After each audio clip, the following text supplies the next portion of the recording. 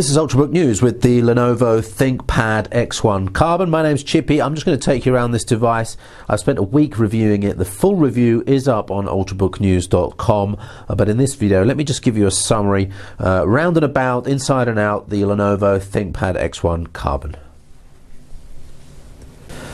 So the Thinkpad X1 Carbon is Lenovo's ultra-thin 14-inch thin and light, rugged, business-focused Ultrabook or laptop. It's an expensive device running from around $1,250 or around 1,500 euros in European configurations up to nearly 2,000 euros, $2,000. But there's a lot inside this that justifies some of that cost.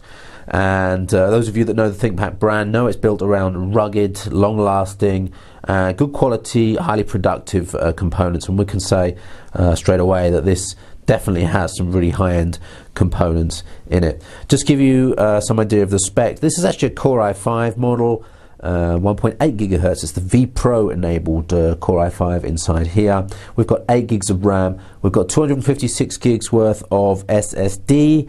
That's SanDisk, and it's very, very fast SSD. So that's bringing a lot of advantage to the platform.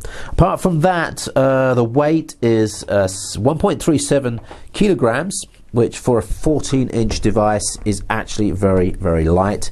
The screen here is 1600 by 900, and it's a matte finish there. It's not an IPS screen. One thing Lenovo ThinkPads are renowned for is the keyboard, and we found this keyboard to be absolutely fantastic. The keys have a nice feel, they're very accurate, there's no missed key presses at all in our tests. Good layout. Personally, I got a bit confused by the swapping of the control and the function key from my previous laptop. I love the touch point button here, which gives you the option to use the mouse buttons on the top here, and alternatively a middle scroll button. But you've also got the touchpad, which has left click anywhere and then right click underneath on the right hand side of that touchpad. It does feel nice and smooth, and although I didn't find some of the right clicks to be easy, I got used to it after a while, and it is quite an accurate touchpad for moving the touch pointer. Personally, I prefer though the touch point button there between the GH and B keys. On this model we've got a fingerprint reader, so that adds to the security. There's a TPM 1.2 module inside here, as well as the V Pro extras and remote management features, so there's a lot of security elements on this one as well. You've got separate volume and mic mute buttons up the top here. Lenovo's button for one-touch access to, in this case, their menu system, which I didn't find to be very intuitive or useful, but that button I think can be remapped, so obviously you could use that for something else. The keyboard is backlit, and in general very, very good. Let's take a look at some of the ports here. This is the power connector here, so Lenovo's proprietary power connector. Fan output there. You've got a USB 2 on this side, which also has a sync and charge on it. And then you have a switch here for switching all radios on and off. Now, this model has Wi-Fi, Bluetooth 4 and 3G built in. On the back you'll find the 3G SIM card slot covered with a plastic cover there. On the right hand side of the device, Kensington lock port, USB 3.0, so there's only two USB ports, only one of them is USB 3. A mini display port, this is version 1.1a, and a combined headphone microphone port, or headset port. Full size SD card slot there. So that's it for the ports. Have a look on the bottom, and you don't really see much. There's no removable battery here, no access panels to get to memory or SSD upgrades. Not that you'd want to upgrade this SSD, it is extremely fast, although if you wanted to go for 512, I guess.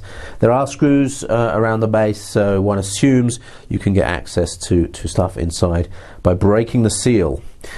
Stereo speakers left and right are loud and clear, but certainly not punchy or sparkly in any way, but they are good enough for getting the job done here. So we've got a Windows 7 model here, and that's rather unfortunate because Windows 8 has just launched and the X1 is available with Windows 8 now.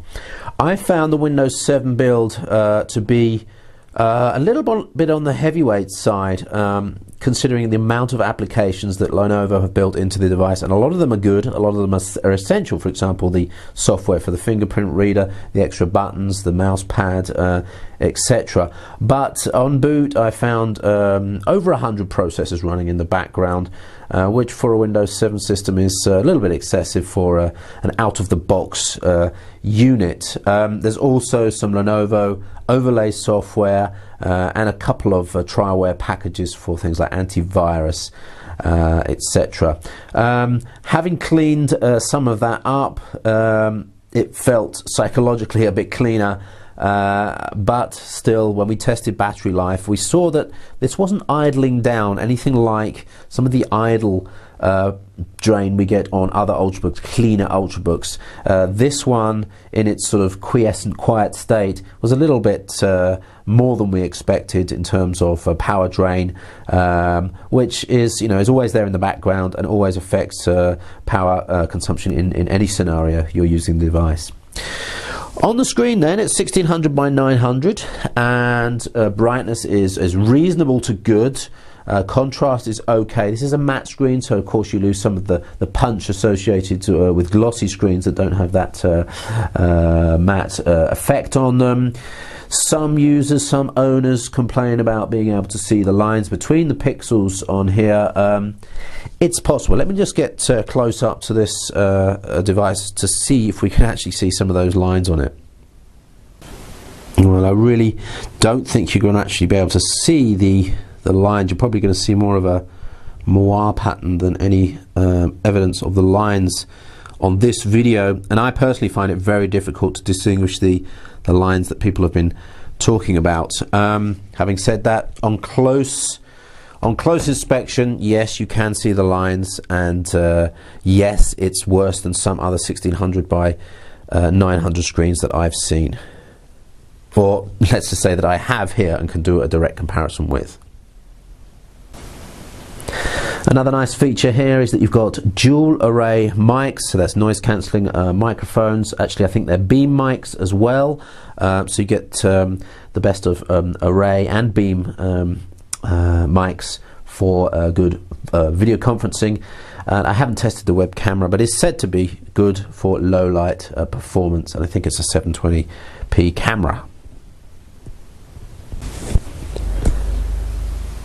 So in terms of weight, size and feel, it's a little rubberized black finish here, which does make it difficult to clean off some greasy thumbprints. As you can see, I've already attempted to clean it, but I haven't been able to clean it perfectly. But it gives it a nice feel, nice solid feel in the hands. There's no cracks, no shakes, no rattles. It does feel like it's been well ruggedized. For a 14-inch, as I said, very, very small. Here is a 13-inch Toshiba Z830, and there's really not much in terms of extra width there, and actually in terms of depth exactly the same, and in terms of height, although the Z830 looks a bit thinner, you actually have pretty much the same maximum height on it. I want to mention something about the performance on the ThinkPad. This is just a Core i5 CPU. It's the 1.8 gigahertz version of the Core i5, which is vPro enabled. But there's things to talk about here in terms of thermals, fan and turbo boost. Now the fan does kick in a little bit earlier than on some Ultrabooks that I've tested, and you can hear the mechanical noise in a silent room, and obviously you can hear the air output through the left hand side there. But it is tuned for performance. That means the thermals are designed, the cooling system is designed to keep the thermals low, keep the heat low, and to allow the turbo boost to work well. And when we did tests with Cinebench CPU tests, it hung in there at 2.6 gigahertz for the whole test, and I've never seen that before, and actually it turned in the highest Cinebench test we've seen, CPU test. It also turned in some pretty high PC Mark tests, and a lot of that was due to the SSD, very fast SSD, but in general the turbo boost on here is very well tuned. So if you're looking for a best of Core i5 and you're not concerned with having a totally silent device, and let me be clear that in an office environment you won't hear that fan, this is a very well tuned device and one of the most powerful Core i5s in fact the most powerful Core i5 I've tested. Another trade-off you need to know about is to do with battery. Only a 47 watt-hour battery in here, which is not big at all in terms of Ultrabooks. For a professional device, I'd be looking at something towards the 60 watt-hour range. And considering that some of the background drain on this is pretty high, you're not getting the best battery figures out of this, although the efficiency is pretty good when it gets to sort of higher end activities. There is quick charge though on the battery. In 30 minutes you can reach 80% of charge, and I've seen that in action, and it was very, very nice to have that. The downside of that is that the power brick needed to drive that is absolutely huge, and it's a 3-pin plug in Europe. Once you combine the power brick and the cables, you add 600 grams to the weight. So that's the trade-off there. If you want the quick charge feature, which you kind of do need because the battery is not that big, you do have to lug around 600 grams of power charger and cable. So that's the downside to quick charge. Quick word on the wireless here. We've got an Intel Centrino 6230, which is ABGN plus Bluetooth 4.0. There's also a 3G module in here which includes GPS. So if you get the 3G, you also get GPS as well, and that's exposed in a couple of applications. The GPS appears on a COM port there. Wireless reception is very, very good.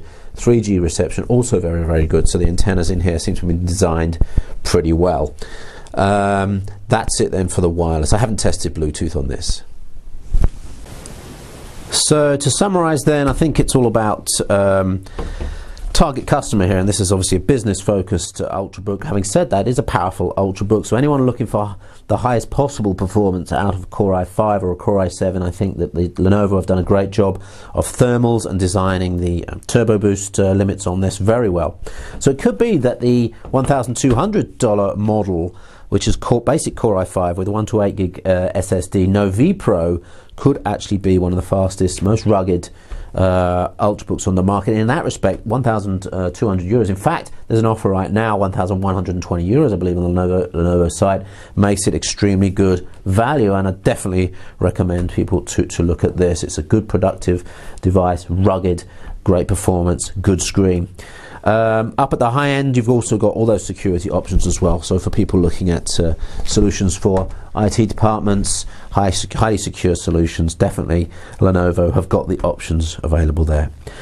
So that's the Lenovo X1 Carbon, the ThinkPad X1 Carbon. Thanks for watching the video. The full review is up on ultrabooknews.com.